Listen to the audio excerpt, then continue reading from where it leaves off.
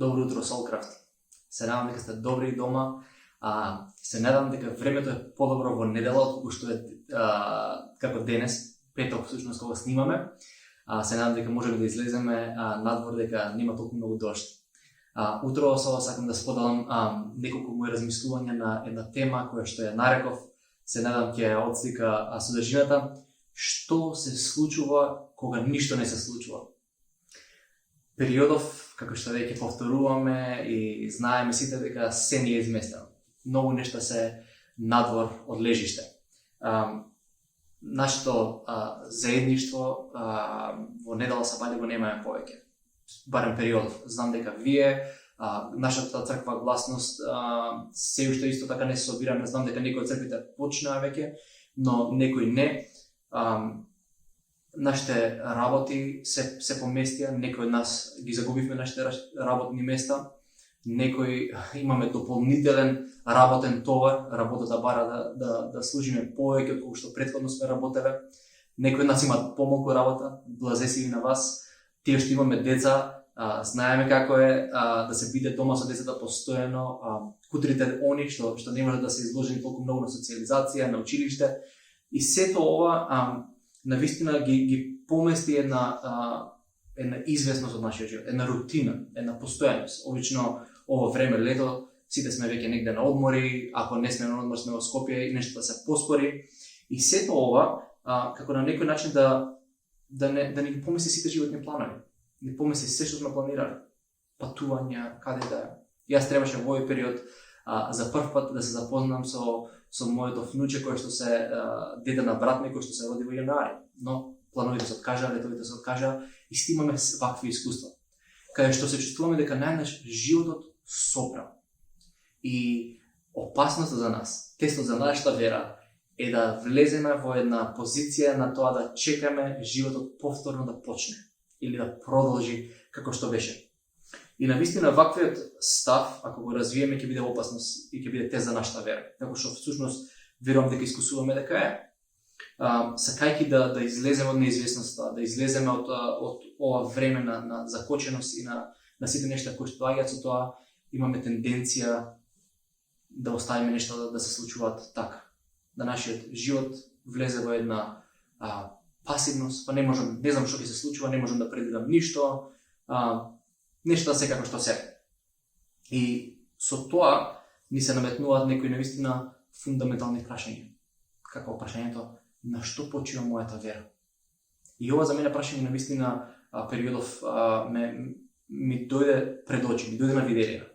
И кога зборувам вера, не мислам конкретно на дали мојата вера во Бог, кој е Бог и каква е Бог, испрашање дали јас во овој период можам да му верувам практично на Бог. Дали можам да му верувам за нешта што се случуваат околу мене? Дали мојата доверба во него се префрла во нешто друго? Дали она што го имам како надеж се префрла да биде надеж во нешто друго? Дали овие околности ме носат до таква позиција да барам утеха во други нешта, а не во Бог? И конкретно она што за многумина од нас верувам дека е изместено е тоа што ние веќе полого време немаме неделни богослужби во живо заедно. Како и вие, зборувам ние како Гласност и Солкрафт. И за многу луѓе ова може да биде време на наистина како што кажав на испитување на верата. Неделната богослужба е многу битна компонента. За мене, за мојата црква, знам дека исто така и за вас. Неделната богослужба е битна компонента за животот на црквата низ целата историја. Ние гледаме дека низ целата историја, низ различни места во светот, низ различни црковни традиции, неделната богослужба постои како место на собир на црквата, каде што слави Бог заедно, каде што се моли заедно, слуша словото, се служат едни на други верниците и имаат заедништво. Но, јас би рекол, иако ова е една многу битна компонента од животот на црквата, не е пресудна. Ова е моје мислење. Неделната богослужба не е пресудна компонента за животот на црквата. Црквата всушност има живот и надвор од неделата.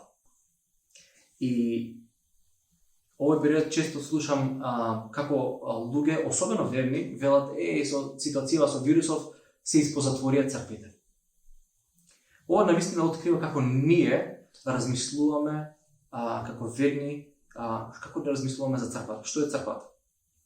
Кога јас почнав да одам прв пат во евангелско-протестантски црква, всушност мојата прва богослужба беше во христијански центар 490. Едно од првите нешта што ги слушнав и што постојано понатаму ги слушав беше таа дистинкција која што беше правена. Ние сме црквата, верните се црквата, не е зградата црквата. И тоа беше постојано потенцирано дека ние луѓето сме црквата.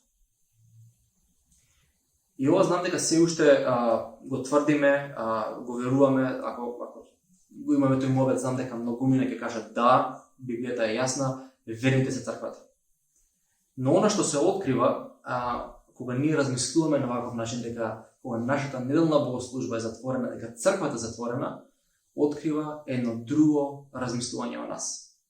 Дека можеби ние сме почнале да ја поистоветуваме црквата со она што се случува во недела. Со самата богослужба, со самата зграда кај што се среќаваме, со самиот настан. Па така во светло ново јас сакам повторно да ве прашам. Дали црквата е затворена? Црквата единствено може да биде затворена ако јас и ти, оние кои што сочинуваме црквата, влеземе во еден пасивен и затворен живот. Тогаш црквата наистина ќе биде затворена. Но тоа може да се случи дури и да имаме неделни богослужби, ако ние влеземе во еден таков начин на живот. Еден затворен живот, еден пасивен живот, кој што единствено нешто се случува за неколку црковни активности во нашиот живот. И тоа го обележува нашиот од со Бог, нашиот духовен живот, тогаш црквата дефинитивно ќе биде затворена. И нема да има потреба од пандемија за да ја затвори. И затоа, ако црквата ја гледаме како таква, каде што единствениот живот што има црквата е во тие наши црковни активности, што е дали се тоа мали групи, библиски групи, дали се тоа неделни собори, тогаш навистина ќе кажеме да црквата е затворена. Но гледајќи го ова, дека црквата има живот надвор од тоа, повторно ќе кажеме дали е црквата затворена? Дали јас сум затворен за она што Бог го прави?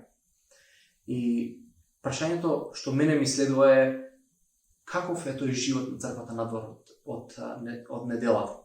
Како изгледа тој живот? Како се одвива?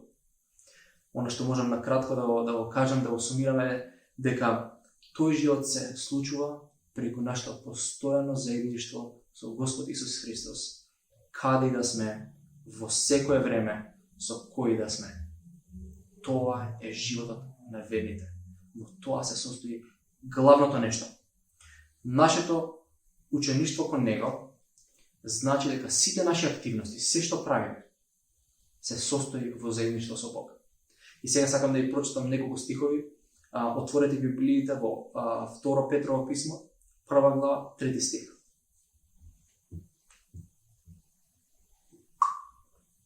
Вели вака: бидејќи неговата божествена сила ни подари се што ни е потребно за животот и побожноста, преку познавањето на оној кој не повика со својата слава и совршенство. 2 Петрово е едно од моите омилени писма во Новиот Завет. И погледнете овде, мене на вистина ми значи тоа што апостол Петар потенцира дека Божјата сила, Божите ресурси ни беа подарени за се што ни е потребно. И дава два збора после тоа, вели за живот и за побожност. И на некој начин со тоа не спречува да животот го живееме поделено. Да речеме, да, Бог во мојот живот, имам јас духовен живот со Бог и имам некаков си живот надвор од тоа. Мојата работа, моите врски, семејство што е да. Петар овде вели дека неговата сила не оспособува, не осилува за се, за целиот живот. И за духовниот аспект од нашиот живот, ако така веќе ги делиме нештата, но и за се друго што не инволвира некакви си црковни активности. А како се случува? Како вика ни ја даде таа сила? Таа сила ни доаѓа во нас преку познавањето на оној кој што не повика. Преку тоа постојано заедништво, кој што кажеме, преку постојано растење од тоа заедништво. И читаме еден друг стих понатаму. Од Јован, Евангелие по Јован, 5 глава 17 стих. Исус им одговори: Мојот Отец досега работи и јас работам. Или мојот Отец, други преводи велат, секогаш работи, или постојано работи. Постојано е активен и јас работам. Со ова Исус кажува дека се што он прави е директно поврзано со она што Бог Отецот го прави во овој свет. Дека сите негови активности во неговиот живот се директно поврзани со тоа што Бог е инволвиран да го прави во овој свет. И очигледно дека нашиот живот е една рефлексија на животот кој што Исус го имаше. Барем кон тоа сме поканети да живееме на таков начин како што Исус живееше. Односно да го потопиме нашиот живот во она што Бог го прави околу нас. И овој збор мојот Отец постојано работи. Само сакам да напоменам една кратка странична белешка за тој збор. Ова не значи овој збор постојано работи да не го сватиме како да Бог е постојано некако ангажиран и бара од нас постојано да ние нешто сме зафатени, да ние нешто цело време правиме, да сме не знам што и да е, на библиски поучување на ова, на она. Напротив, сосема спортивната всушност, Бог од нас бара, тоа го гледаме од животот на Исус, го гледаме од животот на апостолите, од нивните поучувања, бара да сме во позиција на растеретеност. Бара сме во позиција да чекориме ни животот со една леснотија, со еден мир, со една починка, за да можеме во таква позиција на вистина да процениме што Бог прави. Кога ние сме постојано ангажирани, кога сме постојано зафатени што и да е, дури и тоа да се духовни активности, ако веќе така комуницираме. Дури да се библиски проучувања, сведочења, одам ваму, правам тоа, читам Библија, се мола. Ако ние постојано нашиот живот е окупиран со такви настани, станува навистина тешко да процениме што Бог прави. Не го оставаме тој простор. Така да кога зборуваме дека Бог постојано работи, сметам дека Исус сака да каже Бог е постојано активно инволвиран во мојот живот, затоа и јас работам. Бог постојано прави нешто со мене. Тоа нешто правење може да биде нешто и од пасивен елемент. Пишува во Евангелијата, особено Марко нагласува дека Исус често се повлекуваше насамо. Тоа значи дека во тоа време Бог Отецот сакал да има едно непрекинато и тивко заедништво со неговиот син. Тоа го правил во моментот. Сакал да помине време насамо со Исус. Исус имал периоди кога разговарал насамо со своите пријатели, со своите апостоли, или ќе се сретне со некоја личност која што ги гледаме во Евангелијата, ќе има разговор со нив, или ќе биде со голема група на луѓе, ќе поучува и ќе проповеда, или ќе исцелува, ќе манифестира Божјата сила. Сите овие активности во неговиот живот Исус ги опишува дека се случуваат токму поради тоа што неговиот Отец е активен во неговиот живот. Дека неговиот живот не сопрем или нема пауза на животот кој што Исус го живее со Бог. И ова е нормално, пак ќе кажам, еден живот на кој што јас и ти сме повикани. Ќе прочитам уште еден стих. Тоа е во Колосјаните 3 глава 17 стих. Апостол Павле не повикува и вели: се што правите со збор или со дело, правете го во името на Господ Исус Христос, благодарејќи му Него, благодарејќи му преку Него, преку Исус Христос, на Бог Отецот. Колку нешта во вашиот живот се изоставени од овие стихови? Правете се со збор или со дело во името на Господ Исус Христос. И ова е многу битна работа, да ние научиме да правиме во нашиот живот. Како да правиме се, нашиот говор, нашето однесување, нашите ставови во името на Господ Исус Христос. Да правиш нешто во нечие име, всушност е многу едноставна работа. Значи дека си овластен од тоа лице, да действуваш во нивно име со нивните ресурси, со тоа што е нивно на располагање. Пред неколку години една моја пријателка замина во Австрија на студии и ме замоли да нејзината кола остане со нејза, за да ја продаде. И моравме да склучиме еден договор на нотар, дека јас всушност, иако полата не ми припаѓа на мене, јас можам да ја продавам таа пола, сум овластен. И тоа го направи, кога дојде право време. На таков начин, она што Петар ни го вели нас, што го прочитавме 2 Петрова 1 глава 3 стих, дека Бог ни подари се што ни беше потребно за живот и за побожност, го спојуваме со овој стих кај што вели, затоа се што правите, вели Павле, правете го во името на Господ Исус. Тоа значи дека сите наши активности во нашиот живот, што и да се во моментов, каде да се наоѓате, дали е тоа работа, дали е тоа екстра работни сати, дали е тоа дома со вашата сопруга или сопруг, разговор, дали е тоа некоја средба со некој близок, каде сте, дали сведочите на некој, каде и да сте, правете го како да го правите во името на Господ Исус Христос. Действувате од Негово властување, во Негово име, со Неговите ресурси, со она што Бог Отецот го прави преку вас, но исто време и во вас. И всушност, тука навистина се открива еден многу битен концепт, а тоа е концептот на благодат. И знаете, има доста зборови кои што ние ги зборуваме постојано, ги користиме постојано, да толку често ги користиме што може да го изгубат своето значење. Кога се прашаме што е благодат, што ни доаѓа на ум? Веднаш знам дека често пати знаеме да го цитираме Павле, благодата е незаслужен дар. Океј?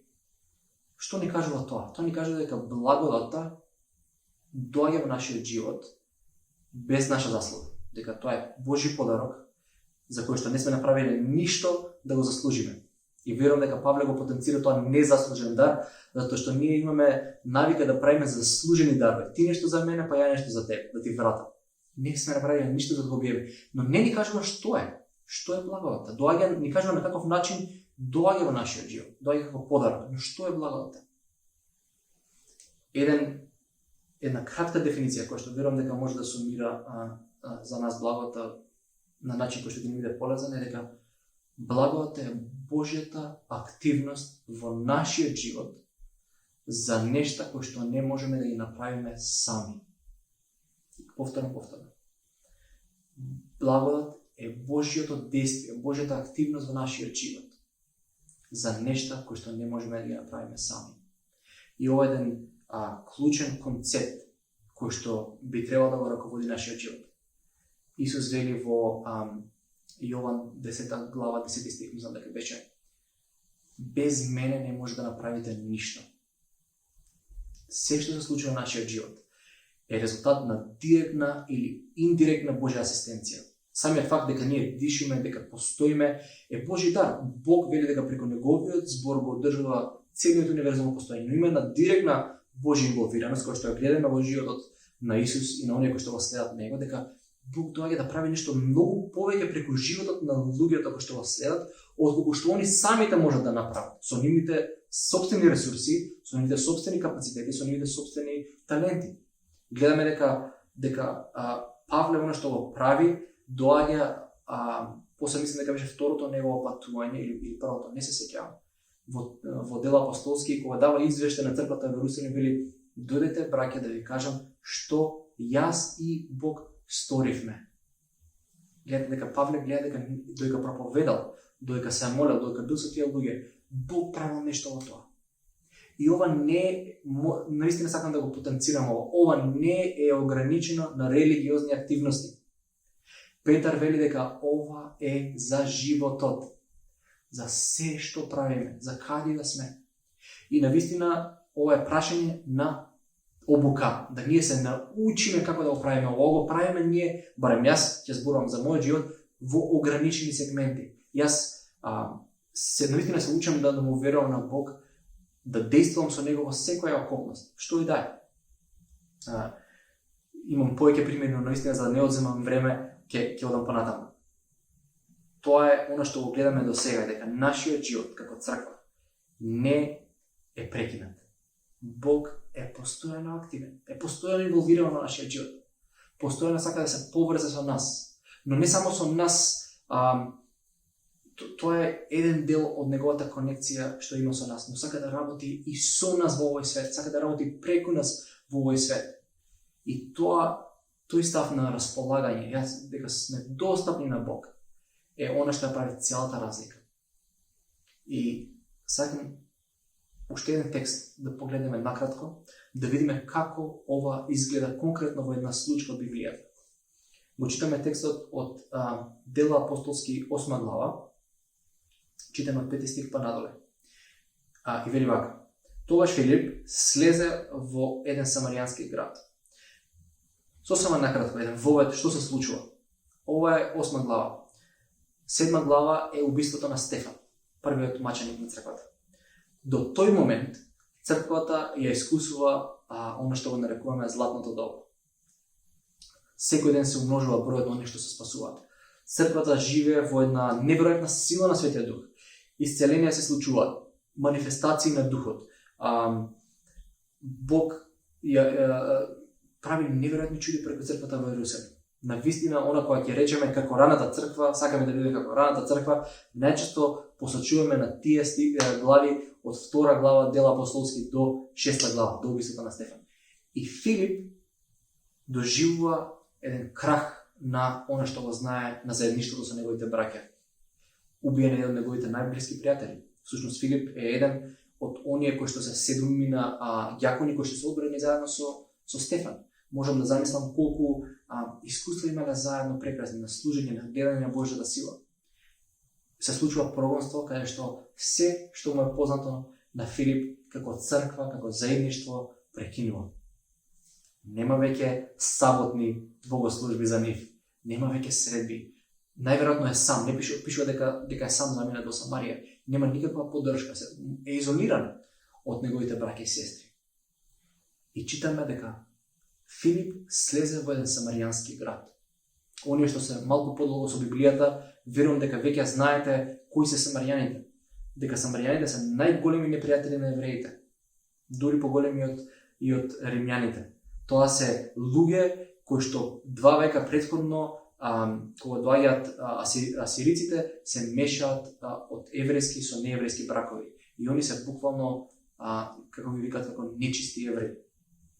И Филип слегува во едно многу непријателски настроено место.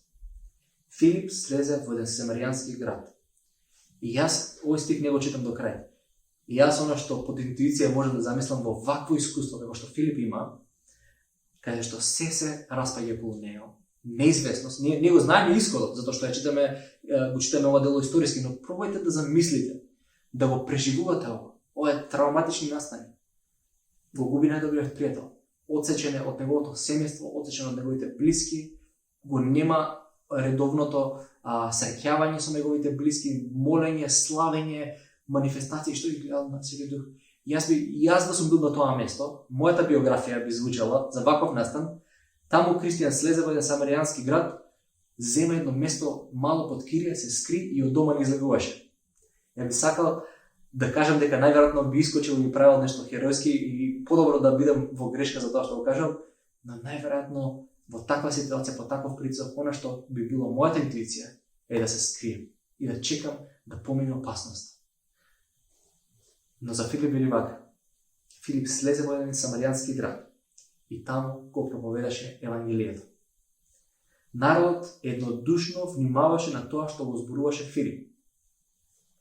Слушајќи и гледајќи и чудото што ги правеше тој, затоа што нечисти духови со голем вик излегуваа од оние кои што се наоѓаа, и мнозина неподвижни и сакати оздравуваа.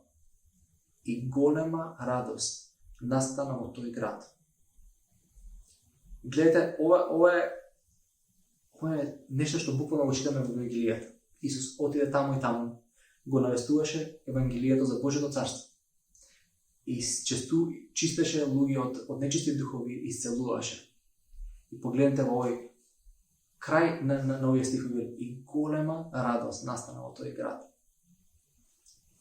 Кога јас и ти ќе живееме во една подлабока свесност дека нашиот живот е многу повеќе од само нашите невелни средби кои што ми фалат, кои што ги сакам, кои што реков, битни се, ни требаат и се до тоа.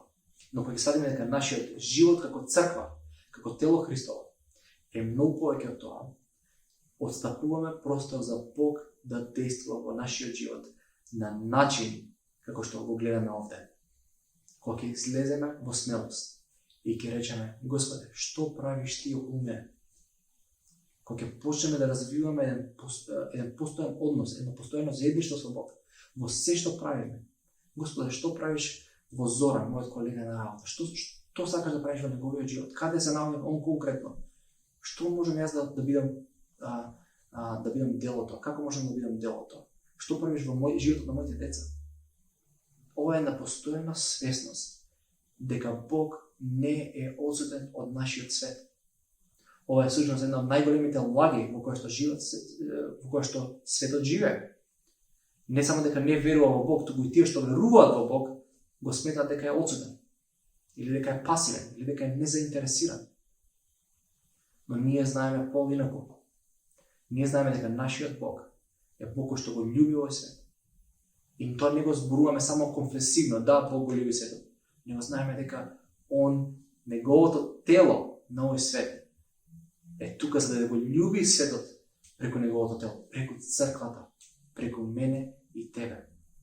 И преку тоа заедништво со мене, што јас и ти имаме со Бог, да Бог ќе манифестира неговата љубов во овој свет.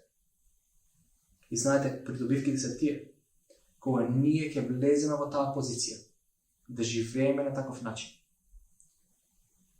ќе можеме да кажеме: и тогаш во Скопје настана голема радост. И тогаш во аеродром настана голема радост. И тогаш во Лисиче настана голема радост. Тогаш во Ѓорче настана голема радост. Каде сте? Во Карпаш. Во Карпаш 1, 2, 3, 4. Во Влаја. Во Драчево. Каде се наоѓате? Вашето присуство тамо е можноста да Бог биде физички присутен во тој дел од светот, во тој дел од градот. Кога Исус ги испрати апостолите во една рана мисија, од оние што ги нарекуваме short mission trips, која им рече: одете и навестувате во Евангелието за Божјото царство и немојте да земете ништо со вас, освен стап и торба, не земете никаква храна, не купујте сендвичи, не земете буреци, живејте од тоа што ќе ви се даде. Беше една обука за нив да научат во се што прават, да го прават преку името на оној кој што ги испрати, Исус Христос, да научат дека без разлика на што они поседуваат, Бог е тој кој што се грижи за нив. Затоа ми рече: не земајте. Немајте со вас да земете ништо во моментов, за да видите дека Бог ќе се грижи за вас без разлика што имате вие или немате. И од таквата позиција, каде што они почнуваат да го искусуваат тоа, низ тие колку и да биле, 4-5 недели, 2-3 недели, не сум сигурен дека знам точно колку траело, биле во позиција да го навестуваат Божјото царство, да речат: Бог не само што е жив, Израел знае дека Бог е жив, но не знае дали е целосно инволвиран со нив, затоа што гледа дека се случуваат работи кои што Бог не би ги одобрил според нивното разбирање за нештата. Но велат: Божјото царство наближи. Покајте се. А како наближи Божјото царство во тој конкретен случај? Како наближи Божјото царство во Самарија, кога Филип дојде? Наближи преку тоа што Филип беше таму. Човек кој што живее во реалноста на Божјото царство, каде што Бог владее, каде што Бог го прави она што Бог сака да го прави, примарно преку неговиот живот и во неговиот живот. Така кога јас и ти одиме и го навестуваме Божјото царство, кога го навестуваме Евангелието, навестуваме дека Бог е присутен и нашите животи, кои што се многу повеќе од неколку религиозни средби во неделата, го демонстрираат тоа и потврдуваат дека Бог е жив. И затоа сакам да ве охрабрам за крај. Ајде да живееме вака. Ајде да одговориме на прашањето дали е црквата затворена. Да одговориме: не, црквата не е затворена. Затоа што јас и ти не сме затворени, затоа што јас и ти сме отворени кон Бог и отворени кон она што Бог сака да го прави околу нас. Без разлика што тоа ние сега се чувствуваме изместени од колосек. Да ги насочиме нашите мисли, да ги насочиме нашите срца кон доверба во Бог и да речеме: Господе, ми треба да се чувствувам размишено. Како да се чувствувате, најдобрата работа што може да направите е да бидете искрени со Бог. Нема потреба од глумење херојство дека не сме уплашени, дека не сме раздрмани. Ако се чувствуваме така, тоа треба да го кажеме на Бог. Но дури и во таа ситуација да кажеме: Господе, што правиш ти? Што правиш ти околу мене? Сакам да бидам дел од твоето дело во овој град. Сега, во ова време, нема да чекам животот да продолжи некако сигурно. Знам дека ти си постојано активен. Знам дека ти постојано работиш. Дека си постојано инволвиран. Затоа искористиме мене да бидам дел од тоа што ти го правиш во овој свет. Ево, ова е една моја спонтана молитва. Да ја молиме заедно и да бидеме светлината што Бог не поставил во ова време. Затоа што Бог е постојано активен. Амин.